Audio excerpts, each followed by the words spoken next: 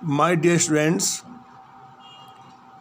अब 11th class में जो इम्पोर्टेंट टॉपिक्स हैं स्पेशली ग्रामर से रिलेटेड वो सब आपको बताए जाएंगे। एक टॉपिक आता है इडियम्स एंड फ्रेजेस। ये नया टॉपिक है। नया इसलिए है कि 10th तक इसका प्रयोग नहीं किया जाता। हिंदी में तो होता है किंतु इंग्लिश में नहीं है।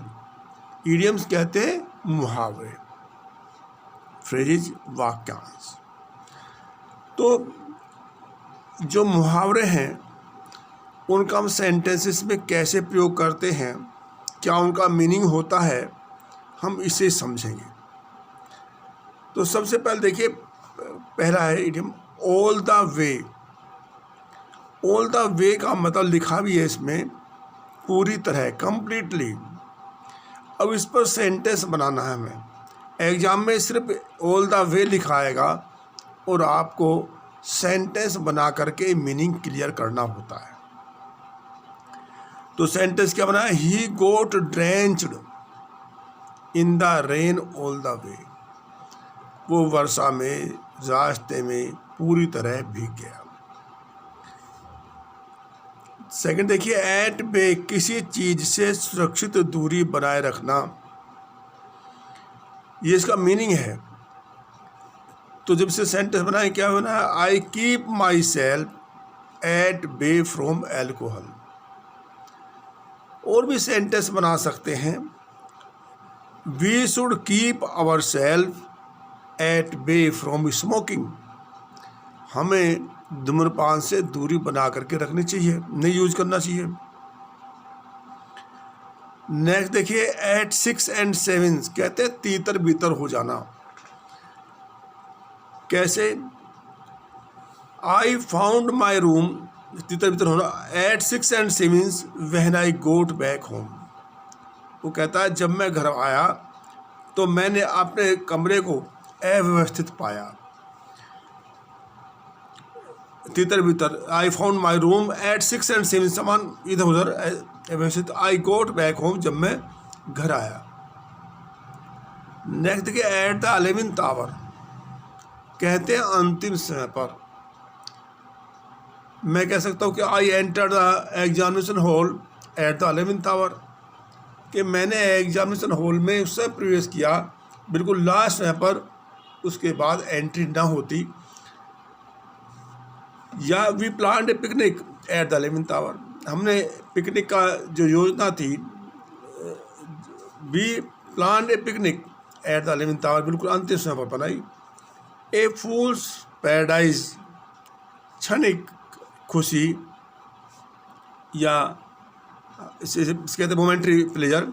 Don't go out for a fools paradise but for an eternal happiness. क्या मतलब? कि क्षणिक खुशी के पीछे मत दौड़ो, किंतु किसके पीछे? बट फॉर एटर्नल हैप्पीनेस, शाश्वत जो हमेशा रहने वाली खुशी है उसके पीछे दौड़ो। ए लाफिंग स्टॉक, कहते हैं हंसी का पात्र। Stupids are always laughing stock, जो शरारती बच्चे होते हैं वे हमेशा हंसी का पात्र बने रहते हैं। ए फेयर वेदर फ्रेंड, सुख के साथ रहने वाला मित्र, जो केवल सुख में साथ दे, दुख में नहीं, उसे बोलते हैं फेयर वेदर फ्रेंड। तो हम ये भी बना सकते हैं, we should be aware our fair weather friend. हमें जो ऐसे मित्र हैं उनसे सावधान रहना चाहिए। We should keep distance from a fair weather friend, हमें इस प्रकार के मित्रों से दूरी बना रखनी चाहिए। लिखा है आई ऑलवेज कीप डिस्टेंस, मैं हमेशा दूरी बना रखता हूँ from a fair weather friend, ऐसे मित्रों से जो केवल सुख में साथ देते हैं। नेक्स्ट देखिए, एबो बोर्ड, ईमानदार। My dad my father is एबो बोर्ड इन ऑल डीलिंग्स, अपने सभी लेन देन में मेरे पिताजी ईमानदार है। हम कह सकते हैं वी शुड बी एबो बोर्ड इन अवर लाइफ, हमें ईमानदार होना चाहिए अपने जीवन में। ये सेंटेंस बना सकते हैं। फिर देखिए, ए बोन ऑफ कंटेंस, झगड़े की जड़, है ना। तो यहाँ पर ये पुराना सेंटेंस लिखा है, since independence Kashmir has a bone of continence between India and Pakistan. Kashmir Bharat और पाकिस्तान में जो है सदैव झगड़े की चल रहा है, किंतु अब नहीं है।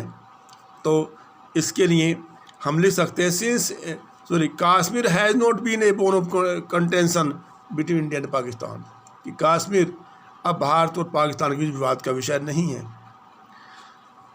ए वाइल्ड गूज चेज कहते निरर्थक प्रयास, बेकार का प्रयास जिसका कोई रिजल्ट ना आए। Learning French is a wild goose chase for you, वो कहता है कि तुम्हारे लिए फ्रेंच को सीखना निरर्थक रहने वाला है, इसका कोई भी आउटपुट नहीं आएगा, कोई इसका विशेष इससे सफलता नहीं मिलेगी। तो मैंने ये 10 कराए हैं केवल, मैं इसको अभी इसकी पूरी कॉपी आपको भेजूंगा, इसे अपनी कॉपी में भी लिख लेंगे, नहीं याद भी कर लेंगे। ये सारे बोर्ड में आए इडियम्स हैं। Okay, thanks.